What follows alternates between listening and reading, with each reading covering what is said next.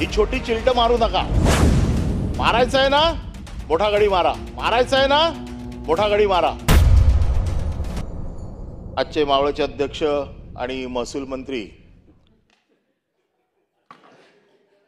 बावनकुळे साहेबांनी अतिशय सविस्तर उत्तर दिलेले आहे आणि त्यांच्या ताकदीचा मला अंदाज आहे। एक यशस्वी दमदार मुख्यमंत्र्यांचे अतिशय जवळचे आणि त्यांचे अधिकार पण त्यांनी सांगितलेत की पोलिसाला सस्पेंड करायचे अधिकार आहेत, महसूल खात्याच्या तलाठ्यांना अधिकार आहेत। हे अधिकार तुम्हाला का आहेत? कारण ते लोकसेवकेच्या व्याख्येत बसतात म्हणून तुम्ही करू शकता ना। नॉर्मल माणसाला तुम्ही पोलिसाकडेच द्याल। आमदार वाळू पकडतायत, बरोबर आहे, आमदार देखील लोकसेवेच्या व्याख्येमध्ये बसतो, पण महसूल राज्यमंत्री वाळू पकडतायत आणि मी तुमच्याकडे 5 प्रकरणं देतो पुढच्या 3 दिवसात की महसूल राज्यमंत्र्याने वाळू पकडली आणि ती वाळू तुमच्या धोरणाप्रमाणे जे तहसीलदाराने 5 ब्रास गरिबांना द्यायला पाहिजे ती दिली नाही। आता माझा साधा प्रश्न आहे, जी ताकद, जी हिम्मत एक कणखर महसूल मंत्री म्हणून तुम्ही तलाठ्याच्या बाबतीत वापरताय, तहसीलदारच्या बाबतीत वापरताय, आरटीओच्या बाबतीत वापरताय, ज्या महसूल मंत्र्याने वाळू पकडले त्या ठिकाणचे फोटो, त्या ठिकाणचा एंट्री, जिकडे एंट्री होते ना की बाबा आज महसूल मंत्र्याने राज्यमंत्र्याने व्हिजिट केली, तिकडचा तुम्हाला अहवाल ती कॉपी देतो। हे सगळं प्राप्त झाल्याच्या नंतर आपण महसूल मंत्र्याला सस्पेंड करू शकता का? त्याचं कारण असं आहे की ते देखील लोकसेवेच्या व्याख्येत बसतात। आमच्यावरती दाखल केलं ना लोकसेवेच्या व्याख्येत बसतात म्हणून। आता हिम्मत दाखवा। आणि माझा साधा प्रश्न आहे, ही छोटी चिलट मारू नका। मारायचं आहे ना मोठा गडी मारा। आणि तुमच्या हिमतीची तर मी दाद देईनच, कारण मला माहिती आहे तुम्ही एकदम ताकदवर आहात। आज सभागृहाला नाही, तुमच्या माध्यमातून महाराष्ट्राच्या तमाम 12 कोटी जनतेला कळू देत की महसूल राज्यमंत्र्याचं देखील चोरी असेल तर आम्ही ती मान्य करणार नाही। सरकारचा कणखरपणा दाखवण्याची ही वेळ आहे। आता उत्तर द्या। महसूल मंत्री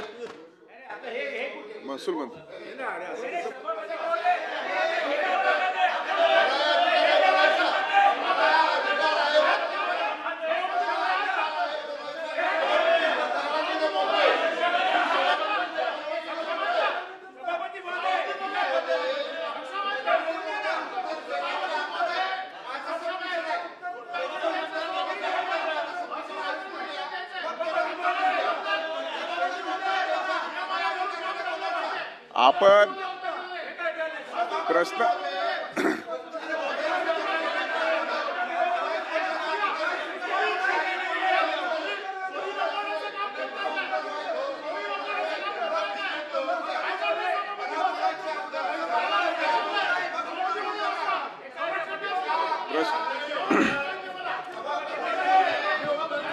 असा आहे, माननीय आपण जरा बसा खाली, आपण मंत्री महोदय आपण खाली बसा, आपण जरा बसा, मी बोलतो। आपण दोन्ही मंत्री महोदय खाली बसा जरा, प्लीज खाली बसा। आपण प्लीज जरा खाली, आपण खाली बसा। तुम्हाला प्रश्न विचारला, आपण मंत्री आहात। माननीय महसूल मंत्र्यांना काही प्रश्नाचे उत्तर दिल्याच्या नंतर सन्माननीय सदस्यांनी प्रश्न उपस्थित केले, त्याच्यात कुठल्याही मंत्र्याचं किंवा व्यक्तीचं नाव घेतलेलं नाही, राज्यमंत्र्याचं नाव घेतलेलं आहे। आता सन्माननीय सदस्यांनी प्रश्न विचारलेला आहे, माननीय महसूल मंत्र्यांनी त्याला उत्तर दिलं पाहिजे। तथापि आपण जे मध्येच इंटरव्ह्यू करणार आहे ते कोणत्याही सिस्टम मध्ये बसत नाही, त्यामुळे माननीय महसूल मंत्र्यांनी परब साहेबांच्या प्रश्नाला उत्तर दिलं पाहिजे।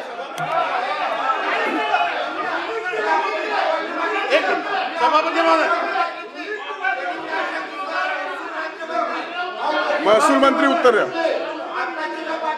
त्याच्यातून काही प्रश्न उपस्थित झाला तर आपल्याला देतो, आपण जर बस राज्यमंत्री शब्द त्यांनी एक मिनिट महसूल राज्यमंत्री येताना नाही असा कुठलाही नोटीस नाही, एक मिनिट